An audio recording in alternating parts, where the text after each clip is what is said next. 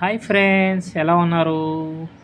ప్రయాణం అంటేనే ఒక అందమైన అనుభూతి. అందుకే ఈసారి పూరి మరియు కోనార్క్ ఎక్స్‌ప్లోర్ చేద్దామని ప్లాన్ చేసాం.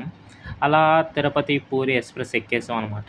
దారి పొడవునా కిటికీలో నుంచి కనిపించిన పచ్చని ప్రకృతి, ప్రశాంతమైన వాతావరణం. అలా అనుకుంటేనే పూరీకొచ్చేసాం. రైల్వే స్టేషన్ కూడా రీమోడల్ చేస్తున్నారు. అలాగే మనకు పూరి జగన్నాథ్ దర్శనం అయిపోయిందనమాట. అయిపోయిన తర్వాత కోనార్క్‌కొచ్చేసాం. అయితే ఇక్కడ కోనార్క్ గురించి చెప్పాలంటే చాలా అద్భుతమైన రహస్యాలున్నాయి మరియు అద్భుతాలున్నాయి. ఎందుకంటే ఈ కోనార్క్ టెంపుల్‌ని మనకు 13వ శతాబ్దం అంటే 13థ్ సెంచరీ మనకు నరసింహదేవ మహారాజుని నిర్మించాడనమాట. ఇది మొత్తం ఈ కోనార్క్‌ని మనకు మొత్తం 1200 మంది శిల్పులు అలాగా 12 ఇయర్స్ వరకు చేశారంటే చూడండి ఎంత కష్టపడి చెక్కారో.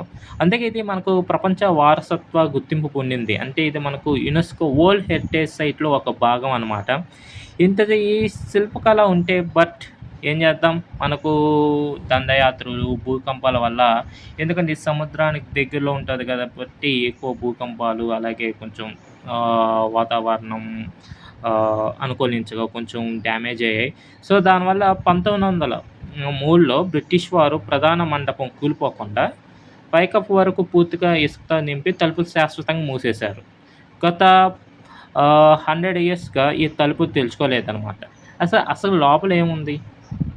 ఇదంతా నేను ఎందుకు చెప్తున్నానంటే, మనకు లేటెస్ట్ గుడ్ న్యూస్ అనమాట. ఏందంటే ఆర్కియలాజికల్ సర్వే ఆఫ్ ఇండియా మనకు ఏఎస్ఐ వాళ్ళు 100 ఏళ్ల తర్వాత ఈ ఇసుకను బయటకు తీసే చారిత్రాత్మక ప్రాజెక్ట్ మొదలుపెట్టిందనమాట.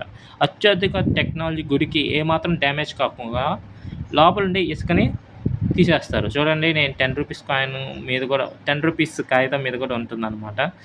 సో, ఈ ఇది అనమాట లేటెస్ట్ అప్డేట్. అలాగే మేము రిటర్న్ అయిపోయాం. Thank you.